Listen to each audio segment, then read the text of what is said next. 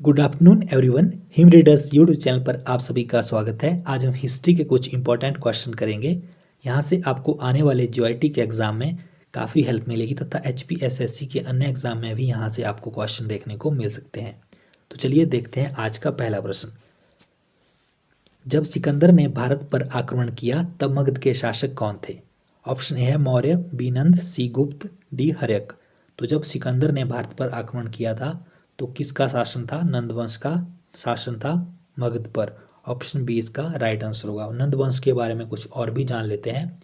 आपसे ये भी पूछा जा सकता है कि नंद वंश का जो पहला शासक था वो कौन था? तो पहला जो रूलर था नंद वंश का वो कौन था? महापद्मानंद था। और आखिरी भी पूछा जा सकता है आपसे, तो धनानंद जो था वो लास्ट किंग था नंदा डायनेस्टी का। यहाँ से एक और क्वेश्चन बनता है कि अलेक्जेंडर ने भारत पर आक्रमण कब किया? तो 326 बीसी में अलेक्जेंडर ने भारत पर आक्रमण किया था। और नंद डायनेस्टी जो थी वो फर्स्ट नॉन क्षत्रिय डायनेस्टी थी। नेक्स्ट क्वेश्चन देखिए 123। Who was the author of भूचरित? तो भूचरित के लेखक कौन है? ऑप्शन ए है Vasumitra, B Nagarjuna, C Nagasena, D अश्वघोष। तो ये आप सबको पता ही है, काफ़ी बार ये क्वेश्चन पूछा जा चुका है। अश्वघोष ने भूचरित लिखी थी। तो ये इसके लेखक कौन थे? अश्वघोष। ऑप्शन डी इसका राइट आंसर होगा। Who was the founder of Gupta dynasty? तो गुप्त वंश का संस्थापक कौन था? ऑप्शन ए है श्रीगुप्त, बी चंद्रगुप्त, सी समुद्रगुप्त, डी स्कंदगुप्त। तो गुप्त वंश का संस्थापक जो था वो श्रीगुप्त था। ऑप्शन ए इसका राइट आंसर होगा, श्रीगुप्त। और समुद्रगुप्त को कहा जाता था greatest ruler of Gupta dynasty. तो आपको ये भी याद रखना है। आपसे ये भी पूछा जा सकता है कि गुप्त साम्राज्य का महान शासक किसे कहा जाता था? तो वो समुद्रगुप्त को कहा जाता था। नेक्स्ट क्वेश्चन देखिए। The largest standing army of Delhi sultanate directly paid by the state was created by? तो दिल्ली सल्तनत की सबसे बड़ी स्थायी सेना जिसका राज्य द्वारा भुगतान होता था वो किसके द्वारा बनाई गई थी? तो दिल्ली सल्तनत की जो स्थायी सेना है वो किसके द्वारा बनाई गई थी? अलाउद्दीन खिलजी के द्वारा बनाई गई थी, जिसका राज्य द्वारा सीधा भुगतान होता था। ऑप्शन ए इसका राइट आंसर होगा, Alauddin Khilji. Kabir was the disciple of? तो कबीर किसके शिष्य थे? ऑप्शन ए है रामानंद, बी रामानुज, सी शंकराचार्य, डी नानक। तो कबीर किसके शिष्य थे? कबीर रामानंद के शिष्य थे। ऑप्शन ए इसका राइट आंसर होगा। थोड़ा सा यहाँ से और जान लेते हैं कबीर के बारे में। कबीर 15वीं शताब्दी के भारतीय रहस्यवादी कवि और संत थे और ये रामानंद के शिष्य थे। और रामानंद कौन थे? रामानंद पहले भक्ति संत और उत्तर भारत के भक्ति आंदोलन के संस्थापक थे। तो ये चीज़ भी आपको याद रखनी है। और रामानंद के और कौन कौन से शिष्य थे? तो रामानंद के टोटल 12 शिष्य थे, जिसमें कि 2 महिलाएं थी और कबीर भी थे, सुखानंद थे, रविदास थे। इस तरह से अन्य इनके टोटल पूरे 12 शिष्य थे। नेक्स्ट क्वेश्चन देखिए 127। At the time when Nadir Shah attacked Delhi the Mughal emperor was? तो जब नादिर शाह ने दिल्ली पर आक्रमण किया तब मुगल सम्राट कौन था? ऑप्शन है अहमद शाह, बी बहादुर शाह, सी मोहम्मद शाह, डी शाह आलम। तो जब नादिर शाह ने दिल्ली पर आक्रमण किया था तब मुगल सम्राट मोहम्मद शाह था। ऑप्शन सी इसका राइट आंसर होगा, मोहम्मद शाह। तब मुगल सम्राट कौन था? मोहम्मद शाह। हु इशूड फरमान ग्रांटिंग दीवानी of Bengal, Bihar and Orissa to the English? तो किसने ब्रिटिशरों को बंगाल, बिहार और उड़ीसा की दीवानी देने का फरमान जारी किया? ऑप्शन ए शाह आलम द्वितीय, बी बहादुर शाह, सी अहमद शाह, डी फारुखशियार। तो इसका सही आंसर क्या होगा? इसका सही आंसर होगा option A, the Mughal emperor Shah Alam द्वितीय granted the Diwani of Bengal, Bihar and Orissa to the East India company in 1765। Option A इसका राइट आंसर होगा। और कब देने का फरमान जारी किया था? 1765 में। तो आप ये भी याद रखिएगा, शाह आलम द्वितीय ने बंगाल, बिहार और उड़ीसा की दीवानी देने का फरमान जारी किया था। नेक्स्ट क्वेश्चन देखिए। Who was the inspirator behind the young Bengal movement? तो युवा बंगाल आंदोलन के प्रेरक कौन था? ऑप्शन ए है Madhusudan Dutt, B Henry Vivian Derozio, C Krishna Mohan Mukherjee, D Ram Gopal Ghosh. तो इसका सही आंसर क्या होगा? ऑप्शन बी इसका सही आंसर होगा, हेनरी विवियन डेरजो। इनको युवा बंगाल आंदोलन के प्रेरक कहा जाता है। हेनरी विवियन के बारे में कुछ और भी जान लेते हैं। तो हेनरी विवियन कौन थे? हेनरी विवियन एक पोइट थे 19वीं शताब्दी के, और he was also assistant headmaster of Hindu college of Kolkata. तो ये हिंदू कॉलेज ऑफ कोलकाता के असिस्टेंट हेडमास्टर भी थे। तो इनके बारे में आप ये भी याद रखिएगा। नेक्स्ट क्वेश्चन देखिए, the last Mauryan emperor was, अंतिम मौर्य सम्राट कौन था? ऑप्शन है अवंती वर्मा, बी नंदी वर्धन, सी जलोक, डी बृहद्रथ। तो अंतिम मौर्य सम्राट कौन था? आप सबको पता ही है वो कौन था? बृहद्रथ था। ऑप्शन डी इसका सही आंसर होगा। बृहद्रथ अंतिम मौर्य सम्राट था। और उसकी हत्या किसने की थी? ये भी काफ़ी इंपॉर्टेंट क्वेश्चन है। तो उसकी हत्या उसके जनरल पुष्यमित्र शुंग ने की थी, उसकी हत्या। और उसके बाद उसने शुंग डायनेस्टी की स्थापना की थी। तो शुंग वंश की स्थापना उसने उसके बाद की थी, उसकी हत्या करने के बाद। अब बात करते हैं मौर्यन एम्पायर की।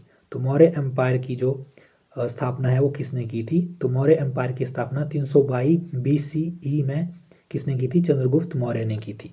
और किसकी मदद से चंद्रगुप्त मौर्य ने मौर्य एम्पायर की स्थापना की थी? उसने की थी कौटिल्य यानी कि चाणक्य की मदद से। तो चाणक्य को कौटिल्य भी कहा जाता है। उसकी मदद से उसने मौर्य साम्राज्य की स्थापना की थी। किसको हराकर? धनानंद को हराकर 322 BCE में। 322 BCE में धनानंद को हराकर उसने मौर्य साम्राज्य की स्थापना की थी। नेक्स्ट क्वेश्चन देखिए, who was the founder of Puhar? तो पुहर का संस्थापक कौन था? ऑप्शन है करिकला, बी सेनगुटवन, सी मेंडुलियन, डी इनमें से कोई नहीं। तो किसने की थी पुहर की स्थापना? पुहर की स्थापना करिकला ने की थी। और करिकला कौन था? करिकला चोल वंश का राजा था, चोल राजा था करिकला। उसने पुहर की स्थापना की थी। और चोल वंश की स्थापना किसने की थी? ये भी आपको याद रखना है, ये काफ़ी इंपॉर्टेंट क्वेश्चन है। तो विजयालय ने जो था वो चोल वंश की स्थापना की थी। ये काफ़ी इंपॉर्टेंट है, उसके बारे में भी आप याद रखिएगा। नेक्स्ट क्वेश्चन देखिए, मृच्छकटिका किसके द्वारा लिखी गई? ऑप्शन ए है विक्रमादित्य, बी शूद्रक, सी कलहण, डी बाणभट्ट। तो मृच्छकटिका किसके द्वारा लिखी गई? मृच्छकटिका जो है वो शूद्रक के द्वारा लिखी गई। ऑप्शन बी इसका राइट आंसर होगा। शूद्रक ने मृच्छकटिका को लिखा। और ये किस भाषा में लिखी गई थी? ये लिखी गई थी संस्कृत भाषा में। संस्कृत भाषा में लिखी गई थी और ये 2री शताब्दी में लिखी गई थी, 2nd सेंचुरी में। ये भी आपको याद रखना है। और बाणभट्ट ने क्या लिखा था? ये भी काफ़ी इंपॉर्टेंट क्वेश्चन है। यहाँ ऑप्शन में बाणभट्ट दिया है तो इसके बारे में भी जान लेते हैं। बाणभट्ट कौन था? बाणभट्ट जो कोर्ट पोइट था हर्षवर्धन का। और हरिश्चरित्र जो था बाणभट्ट ने लिखी थी। और कादम्बरी भी बाणभट्ट के द्वारा लिखी गई थी, ये भी आप याद रखिएगा। और कलहण ने क्या लिखा था? इसका तो आपको पता ही होगा। कलहण ने जो था वो राजतरंगिणी लिखी थी। ये काफ़ी इंपॉर्टेंट क्वेश्चन है और काफ़ी बार पूछा जाता है। तो कलहण ने राजतरंगिणी लिखी थी। और बाणभट्ट के बारे में आपको मैंने बता दिया। बाणभट्ट जो था वो कोर्ट पोइट था हर्षवर्धन का। और हरिश्चरित्र उसने लिखी थी। और कादम्बरी भी उसने लिखी थी। नेक्स्ट क्वेश्चन देखिए, अमीर Khusro was famous court poet of. तो अमीर खुसरो किस के दरबार के कवि थे? ऑप्शन है Akbar, B Mahmud Ghaznavi, C Alauddin Khilji, D none of these. तो Amir Khusro was famous court poet of Alauddin Khilji. Option C इसका राइट आंसर होगा। अलाउद्दीन खिलजी के जो दरबारी कवि थे वो अमीर खुसरो थे। और इसको क्या कहा जाता था? इसको फादर ऑफ कव्वाली भी कहा जाता था। और जो अमीर खुसरो थे वो उर्दू में पोइट्री लिखते थे। और ये किसके शिष्य थे? ये किसके शिष्य बने? ये निजामुद्दीन औलिया के शिष्य बने। He became the disciple of Nizamuddin Auliya. Next question देखिए 106, where is the famous Virupaksha temple located? तो प्रसिद्ध विरूपाक्ष मंदिर कहाँ स्थित है? ऑप्शन है भद्राचलम में, बी चिदम्बरम में, सी हम्पी में, डी इनमें से कोई नहीं। तो कहाँ पर है ये मंदिर? ये जो है हम्पी में स्थित है। ऑप्शन सी इसका राइट आंसर होगा, हम्पी। और हम्पी कहाँ पर है? हम्पी जो है वो कर्नाटका में है। और ये बिलारी डिस्ट्रिक्ट ऑफ कर्नाटका में ये पड़ता है Hampi. The temple is dedicated to lord Virupaksha a form of Shiva. तो ये भगवान विरूपाक्षा को यानी कि शिवा को ये मंदिर डेडिकेटेड है। तो इसके बारे में आप ये भी याद रखिएगा। नेक्स्ट क्वेश्चन देखिए,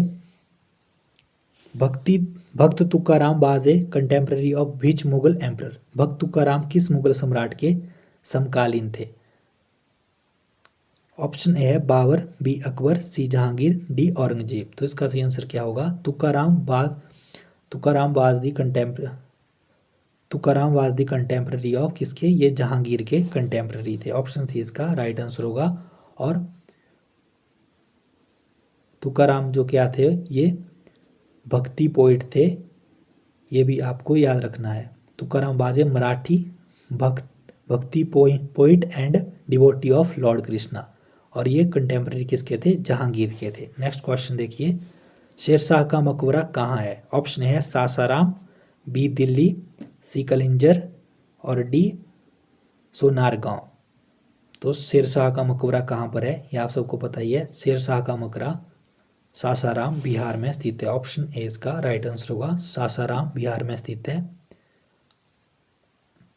और उन शेरशाह की मृत्यु कहाँ और कब हुई? तो 13 मई 1545 को कालिंजर के किले में एक आकस्मिक बारूद विस्फोट में उनकी मृत्यु हो गई। तो ये भी आप याद रखिएगा, कालिंजर में एक आकस्मिक बारूद विस्फोट में इसकी मृत्यु हो गई थी। और ये सासाराम का जो मकबरा है, यानी कि ये जो शेरशाह का मकबरा है, इसको किसने डिज़ाइन किया था? तो इसका डिज़ाइन किसने किया था? अलीवाल खान के द्वारा इसका डिज़ाइन किया गया था। इसको भी आप याद रखिएगा।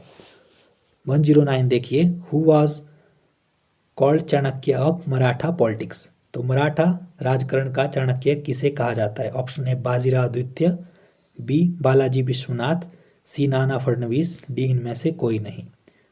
तो नाना फडणवीस को जो है वो मराठा राजकारण का चाणक्य कहा जाता है। ऑप्शन सी इसका राइट आंसर होगा, नाना फडणवीस। तो ये आज का हमारा लास्ट क्वेश्चन था। उम्मीद है आपको वीडियो पसंद आएगी। वीडियो अच्छी लगे तो लाइक जरूर करें और चैनल को सब्सक्राइब करना ना भूलें। धन्यवाद।